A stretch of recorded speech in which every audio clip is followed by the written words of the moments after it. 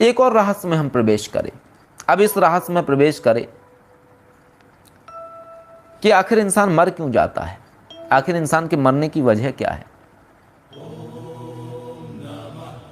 किस कारण से हम मर जाते हैं, हमारी जीवात्माओं को कहाँ से एनर्जी मिलती है, क्या हम सब कनेक्ट हैं किसी से, क्या हमारी जीवात्माओं को कोई कंट्रोल करता है, क्या कोई ऐसा है जो हमारी जीवात्माओं को नचा रहा हो, हम कठपुतली हैं वो उंगलियों से हमें नचा रहा है, क्या ऐसा है।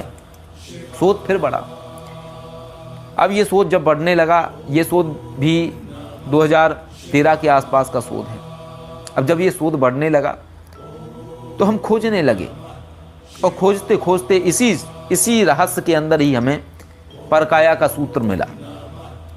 तब हमने ये जाना कि जो योगेश्वर महादेव हैं उन्हें ब्रह्म स्वरूप महादेव कहा जाता है और जीवन की जो जीवनदायी ऊर्जा है वो केवल वही है। योगेश्वर महादेव प्राणदायी शिव हैं जो जीवन के अंदर ऊर्जा संचालित करते हैं, जीवन के अंदर श्वेत ऊर्जा का समावेश करते हैं। तब हमने पुनः शक्तियों को आवाहन करके, जान के, समझ के, गहराई में प्रवेश करके अपने आप को देखा कि आखिर मेरे जीवन का रहस्य क्या है, मैं जीवित कैसे हूं। ये बड़ा अटपटा विषय है लेकिन बहुत रहस्यमय है और ऐसे खोज करने पे ही आपको कुछ ना कुछ मिलता है। जब आप योग, ध्यान, साधना मार्ग शक्तियों के, मानस शक्तियों के और आप शोधक प्रवृत्ति के हैं तभी आप चीज़ों को समझ सकते हैं। ध्यान की अवस्था में बैठ के शक्तियों को आवाहन किया। प्रश्न यही था कि हम जिंदा कैसे हैं, हमारे जीवन का रहस्य क्या है। जब देखा खुद को तो ये देखा कि हमारी जो जीवात्मा है, हम जो देखते समझते हैं, हम जिस चीज़ पे फोकस करेंगे वही दिखेगा। हम किस चीज़ को स्कैन करना चाह रहे हैं, हम किस चीज़ को समझना चाह रहे हैं वही दिखेगा। जो हम नहीं समझना चाह रहे हैं वो हमें नहीं दिखेगा, क्योंकि हम चाहते क्या हैं ये हमारी चाहत के ऊपर निर्भर करता है कि हम क्या चाहते हैं अपने जीवन के अंदर। तब ये जाना कि हमारी जो जीवात्मा है उस जीवात्मा से एक बिल्कुल छोटी पतली बारीक एक श्वेत किरण निकली हुई है और ये किरण आसमान की तरफ जा रही है। अब ये और अचंभित करने वाली चीज है, ये किरण उस रोशनी से निकलती है लेकिन ब्रह्मरंध्र के माध्यम से, यहाँ चोटी के स्थान के माध्यम से आसमान की तरफ जा रही है। इसका कोई पैमाना नहीं है कि ये जा कहाँ रही है। पीछा करते गए उसका, पीछा करते गए उसका, वो श्वेत पतली सी डोर चली ही जा रही है, चली ही जा रही है। ब्रह्मांड के ऊपर एक श्वेत प्रकाश, और श्वेत प्रकाश के अंदर वही महादेव जिन्हें हम योगेश्वर महादेव कहते हैं, श्वेत वर्ण महादेव, वो बैठे ध्यान कर रहे हैं और वो डोर वहां जुड़ी हुई थी उनसे। अब फिर रहस्य कि आखिर ये क्या है, क्योंकि जो आप समझते हो, जो देखते हो, उसको समझना आपको होता है अपनी बुद्धि से। ये पहेलियों जैसा है, शक्तियां पहेलियां जैसा दिखाती हैं, समझाती हैं, बताती हैं। कितना विवेक है उसके आधार पे आपने समझना होता है। अभी एक नया रहस्य था, समझ में ना आए कि आखिर क्या है, इसका तात्पर्य क्या है। मैं तो पूछ रहा हूं कि हम मर क्यों जाते हैं, लेकिन हमारे मरने के रहस्य में ये क्या दिख रहा है, ये क्या हम समझ रहे हैं। अब इसके बाद उसको समझने की चेष्टा कि आखिर ये जो प्रकाश है ये यहाँ कैसे जुड़ रहा है, और अगर ये जुड़ा हुआ है यहाँ पे प्रकाश, तो ये कौन है, ये कौन है जो प्रकाश की डोर बनी हुई है। ये प्रकाश की डोर कौन है, क्यों जुड़ी हुई है यहाँ पे। उन्हें तो हम जानते हैं, जो वो दिख रहे हैं वो तो योगेश्वर महादेव हैं, उनको तो हम पहले से जानते हैं। लेकिन उनके माध्यम से तो हम नकारात्मक शक्तियों को हटाना, दुष्ट शक्तियों को मुक्त करना, किसी प्रेतात्मा को मुक्त कर देना, हजारों लाखों आत्माओं को एक साथ ही ब्रह्मरंध्र के माध्यम से मुक्ति प्रदान कर देना, ये कार्य तो योगेश्वर महादेव का ये ब्रह्म स्वरूप के माध्यम से, हम प्रार्थनाओं के माध्यम से करवाते हैं। लेकिन यहाँ तो हम सब्जेक्ट दूसरा पूछ रहे हैं। तब हमें ये ज्ञात हुआ, तब हमें ये पता लगा कि यही हमारे जीवन की डोर है। इसी को कहा जाता है जीवन की डोर, जो हमारे जीवात्मा से निकल के, ब्रह्मरंध्र से निकल के सीधी योगेश्वर महादेव से कनेक्ट है। और जिस दिन ये कनेक्शन टूटता है उस दिन वो गोला जीवात्मा का बाहर निकलता है शरीर से। शरीर अलग, आत्मा अलग, यही सूत्र है। अब जब ये देख लिया तो अब जिज्ञासाएं बढ़ती हैं, जिज्ञासाएं रुकती कहाँ हैं। अब मैं सबको देखने लगा, अब मैं चलते फिरते लोगों को देखने लगा खुली आंखों से देख रहा हूँ, सबके ऊपर से वही एक तार निकला हुआ है, जुड़ा हुआ है ऊपर। वाह जी वाह, क्या क्या है कमाल दुनिया में। पहले हम सिर्फ उतना देख रहे थे जो हम संसार देख रहे हैं, लेकिन अब हमें वो सब भी दिखाई दे रहा था जो संसार में नहीं दिखाई देता है।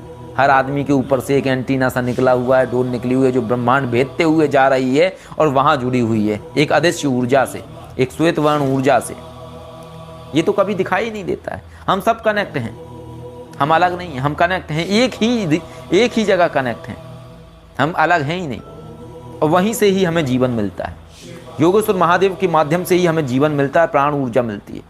और किसी भी कारणवश यदि वो डोर टूटती है, वो डोर या तो किसी विशेष कारणवश टूट जाती है, प्रारब्ध के चलते टूटती है, या फिर जीवन काल पूर्ण होने पे वो डोर टूटती है। अब यहाँ से सूत्र मिला, ये जान लिया हमने कि इंसान के मरने का सूत्र क्या है। मरने का सूत्र है उसकी जीवात्मा का कनेक्शन टूट जाना। तो अब जीवन जीने का सूत्र क्या है? क्या है अमरत्व का सूत्र? क्या है परकाया प्रवेश का सूत्र? परकाया प्रवेश का एक सूत्र है कि हम सब जो जीवन पा रहे हैं योगेश्वर महादेव से, वो जीवन का जो हमारा हिस्सा है, जो अंश है, जो योगेश्वर महादेव के पास है, योगेश्वर महादेव की उस ऊर्जा के अंश को हमें पूर्ण रूपेण अपनी जीवात्मा में घटित करना पड़ेगा। यानी जो तार जुड़ा है उस तार को खींचना पड़ेगा धीरे धीरे। वो जो श्वेत आत्मा से जुड़ा हुआ जो श्वेत रोशनी है, उस रोशनी को वापस खींचना पड़ेगा। योगेश्वर महादेव की ऊर्जा को अपने अंदर प्रवेश कराना पड़ेगा।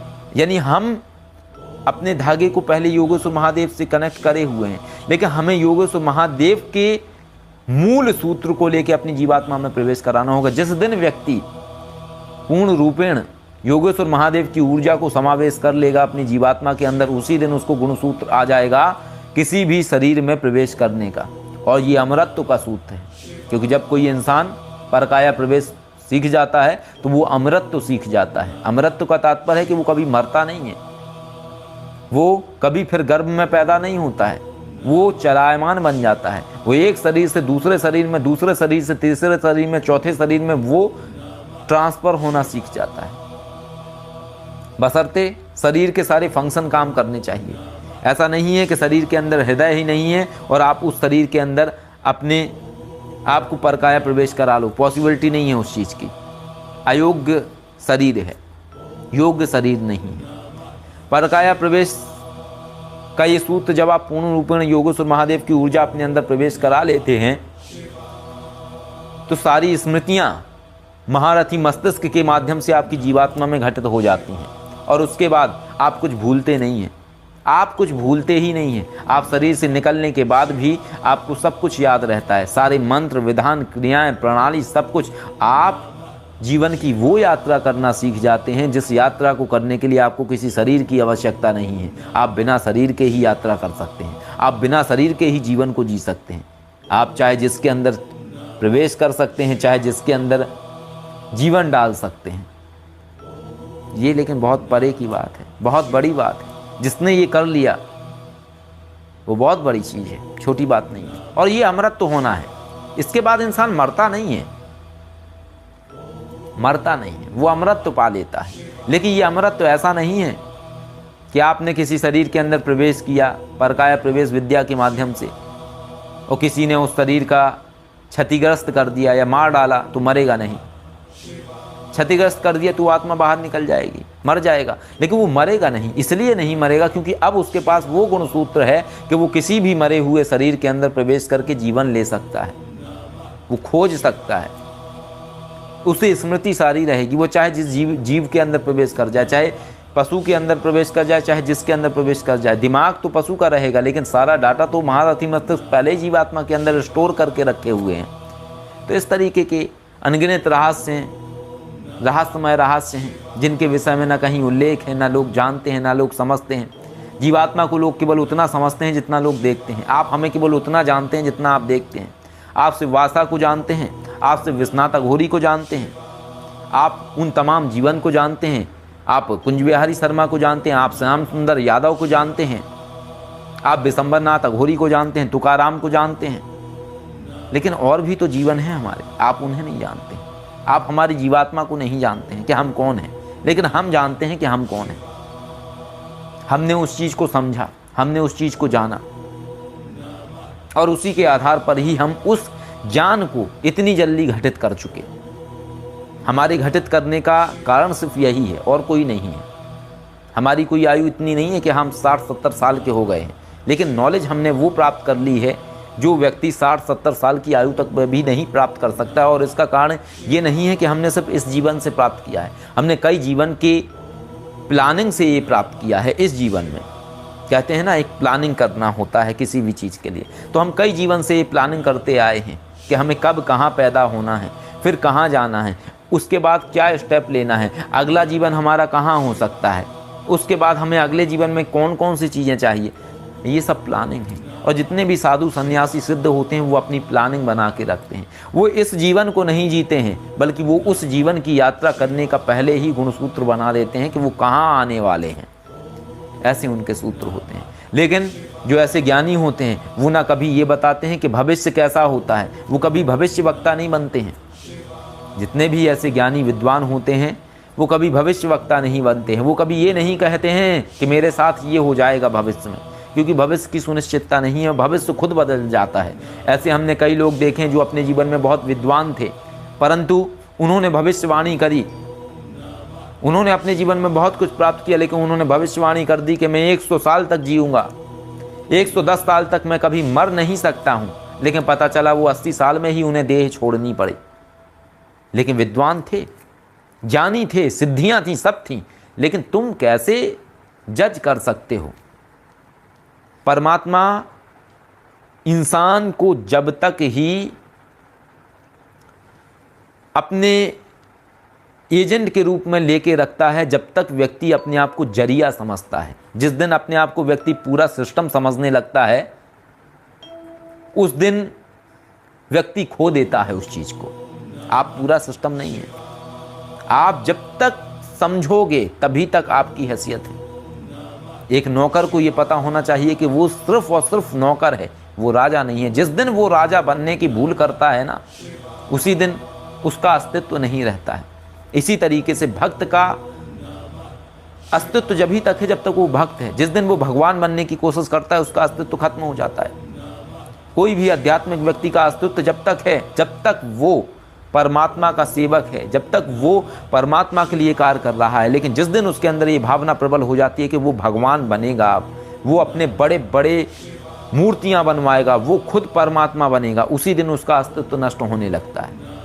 क्यों? क्योंकि इस चीज़ के लिए अज्ञात बाबा कार्य कर रहे हैं।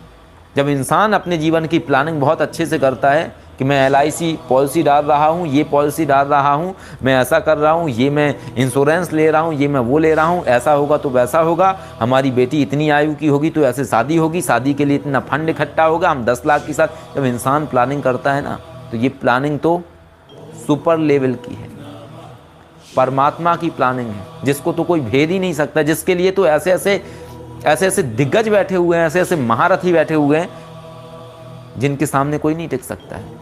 षड्यंत्र गुरु, महारथी मस्तिष्क, अज्ञात बाबा, रहस्य गुरु, और एक और आज हम बता देते हैं, रूहों के बादशाह। ये भी एक एनर्जी है, ये अलग लेवल की एनर्जी है।